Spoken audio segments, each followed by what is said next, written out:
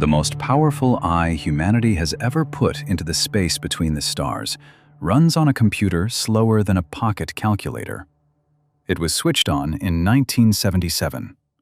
Its 3 computers share less memory than a single photo on your phone. We're used to thinking the way you see further is that you build something bigger, a wider mirror, a sharper lens, more money. But the one machine actually sitting inside interstellar space is none of those things. Every telescope we've ever built, the billion-dollar ones, the giant golden mirrors, cannot follow it. Because all any of them can do is see light. And what this machine keeps finding out there is not light. It found a border that behaves like nothing we predicted. It found a sound that shouldn't exist. And this year, scientists realized something stranger than either, that after half a century of flying, it is only now truly leaving home. The scientists reading its data aren't using words like interesting or unexpected. They're using words like astonishing, baffling. And it has no replacement.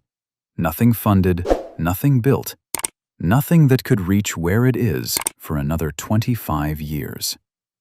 It is 48 years old. It is almost out of power, and losing it has already begun. So why is the oldest, weakest thing we ever made still the only one that can answer this? The first impossible thing was waiting right at the exit.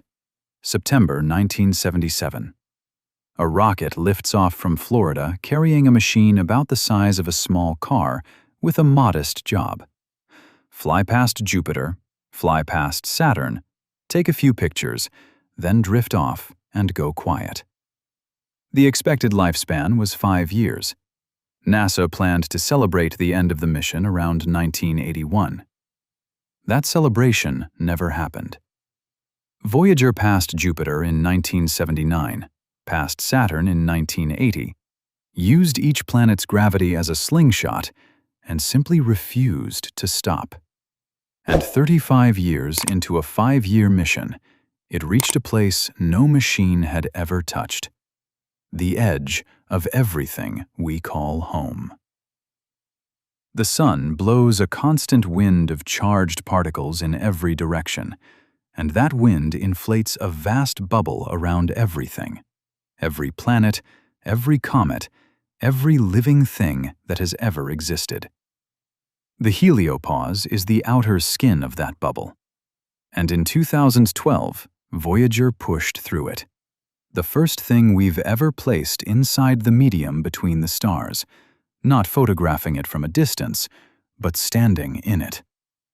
And that one word, inside, breaks every telescope we own.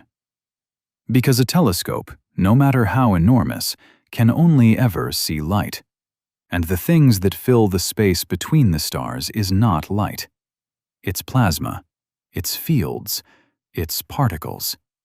It doesn't make a picture you could take. You have to be inside it. Voyager is the only thing that is. And the moment it stepped through, the predictions started failing. We expected smooth. Instead, in a matter of days, the solar particles Voyager had swum in for 35 years dropped 1,000-fold, and radiation from exploded stars surged in to take their place. We expected the magnetic field to flip. Inside is the magnetic field of the sun, the one from the galaxy. It stayed strangely, stubbornly the same. We expected calm. It found unexpected swarms of particles and magnetic fields tearing and reconnecting at the boundary itself. Smooth, wrong. Flip, wrong. Calm, wrong. Almost every prediction we had about the edge of our own solar system failed. Not one footnote. The whole picture. And buried in that broken border, the strangest image of all. The readings climbed to between 30,000 and 50,000 Kelvin, a place some now call a wall of fire. Though that heat is a trick of language, the particles are so sparse that Voyager slid straight through, untouched. Not a fire you could feel, a fire made of speed. But the border, it turns out, was only where the surprises started. In 2012, the world celebrated. Voyager had left the solar system. The newest data, published this May in 2026, quietly suggest we celebrated too early. For more than a decade after crossing the Heliopause, Voyager kept detecting the Sun's influence beyond the border. An eruption on the Sun would still rattle its instruments more than a year after it happened. A shock wave rolling across the border and shaking the plasma, billions of miles into supposedly foreign space. The Sun, it turns out, doesn't let go at the exit. Its influence fades only gradually, across a distance no model had drawn. Then, around 2023, something changed. The Sun's fingerprints began to fade. Researchers now suggest Voyager may only now be entering truly untouched interstellar space. Not in 2012. Now. The machine built for a 5-year postcard trip is arriving in the cleanest space any human instrument has ever touched. Right now, as you watch this. And at this exact moment, it is running out of power. That pristine space was supposed to be quiet. Physicists expected it to be thin, smooth, a cosmic waiting room where almost nothing happens. Voyager walked into that waiting room and found a storm. Starting in 2017, its plasma wave instrument began picking up something nobody could immediately explain: a faint, steady hum in the fabric of the plasma itself. A continuous signal, year after year, stretched across a distance 10 times longer than from the Earth to the Sun. And that changed the story from a discovery into a problem. Because the models said this space should be smooth, and the hum says it has weather. A sugar cube of that space holds, on average, not even a single particle. It is emptier than any vacuum we can build on Earth, and Voyager hears it anyway. Before this hum, we could only study interstellar plasma when shock waves from the Sun briefly made it ring like a struck bell. This hum needs no eruption. It's the gas between the stars, quietly ringing on its own all the time. For the first time, we can read that space every single day, not just when it happens to be struck. And there's a second thing hiding in that signal. Voyager is drifting in almost the same direction our whole solar system is moving. So it isn't just reading interstellar space, it's scouting the conditions we are slowly heading into. And those conditions are about to change. For roughly 60,000 years, the solar system has been flying through one single cloud of interstellar gas, and the data suggest we are now at its very edge. Ahead of us lies a different cloud, with different gas, a different density, a different push against our bubble. Within a few thousand years, a heartbeat in cosmic time, everything outside the shield changes. And the only instrument that has ever measured what such a change feels like from inside is Voyager. But no one is fully sure what's actually making the gas hum. Two explanations compete, and which one wins decides whether our models stand or get rebuilt from scratch. To settle it, you need more data from the one instrument that is slowly going silent.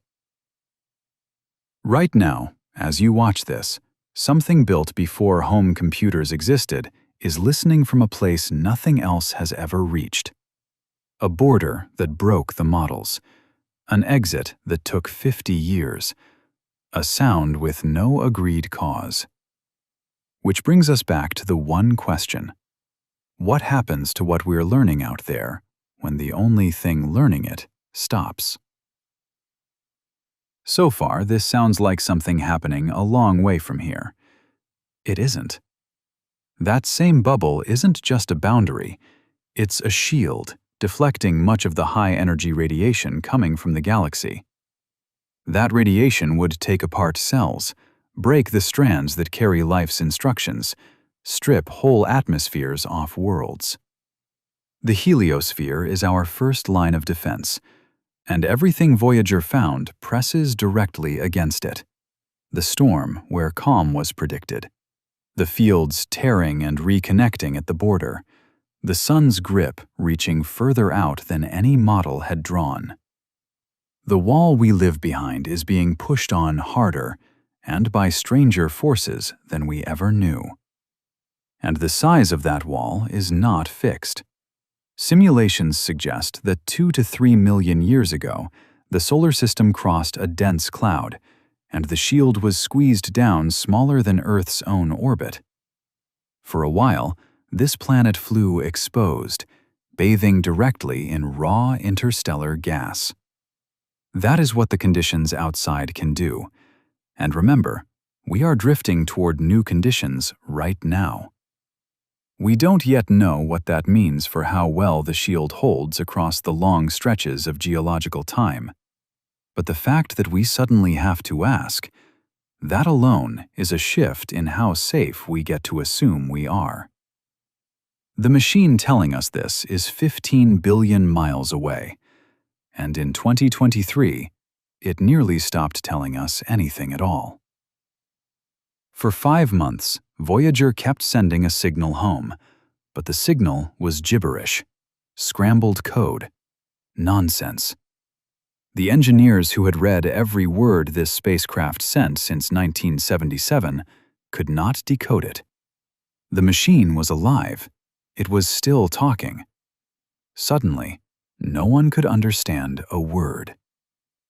The cause, when they finally found it, was almost unbearably small.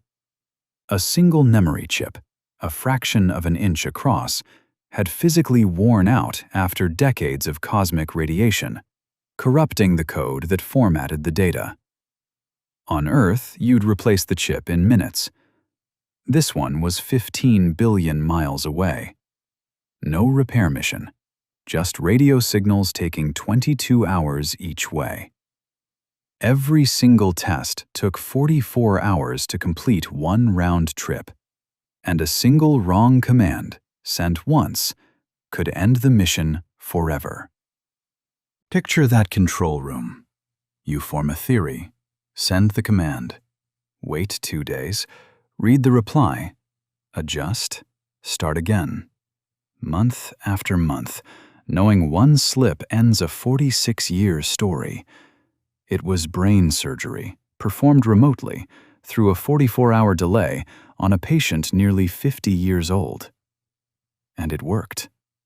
In 2024, Voyager came back, clean, readable, whole.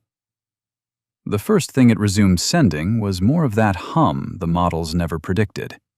The spacecraft that should have died in 1981 had refused to again. But this time, the thing coming for it isn't a broken chip. The new enemy is power, and you cannot repair it because it's just physics. Voyager runs on the slow decay of plutonium, and that supply drops by about 4 watts every single year. There is no refueling it. The line only goes down. On April 17, 2026, NASA switched off the low-energy charged particle detector. Not because it had failed, but because there was no longer enough power to keep it alive. 7 of its original 10 instruments are now dark, and each one switched off is a set of questions that will never be answered. Except, the team hasn't surrendered. They're preparing a maneuver they've nicknamed the Big Bang, a way to reroute power and pull extra capacity out of components running below their potential.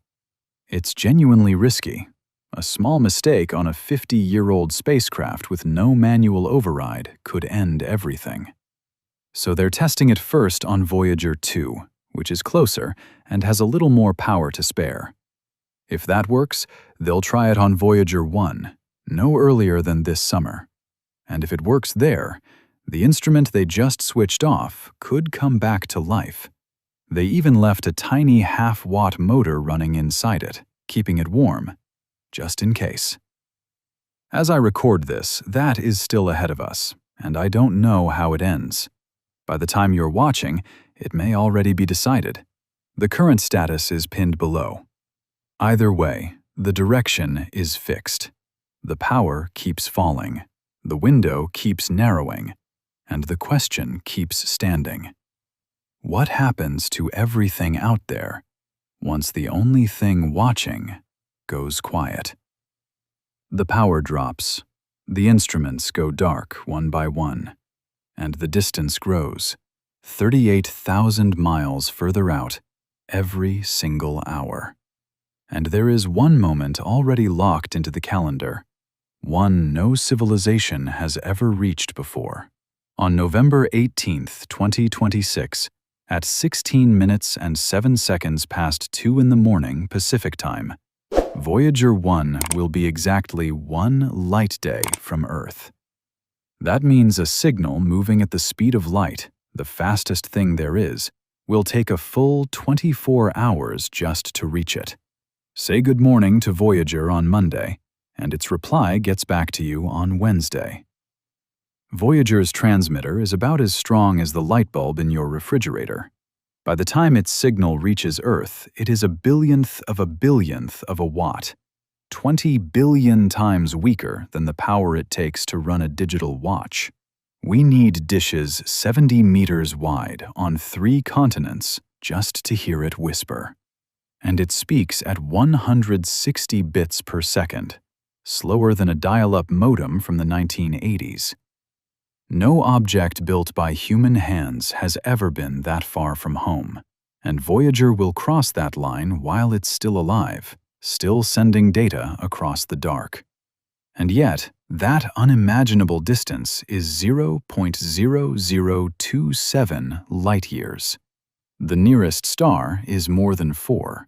The farthest we have ever reached is still almost nothing. And it took the single most enduring machine we ever built nearly half a century to get there. One day, the last signal will come.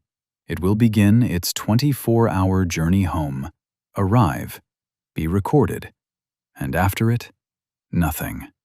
We didn't build another machine, and even if we started today, it would take about 25 years just to reach the boundary Voyager crossed in 2012. Webb will still be watching, Hubble maybe, but not one of them will know what is happening where Voyager is. Because Voyager was never just answering our questions, it was asking new ones. This isn't one probe dying. It's an entire conversation with interstellar space going silent mid-sentence. And bolted to this dying machine is the one thing that will outlast all of it. The golden record. Greetings in 55 languages. Rain, ocean waves, human laughter. 90 minutes of music.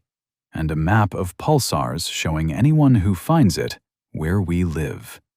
It will still be traveling when the sun swells into a red giant and swallows the Earth, the most permanent thing our species has ever made. One machine, nearly 50 years old, almost out of power, and when it goes quiet, one of the oldest questions we've ever asked goes quiet with it. What is out there when no one is looking? Beyond the stars.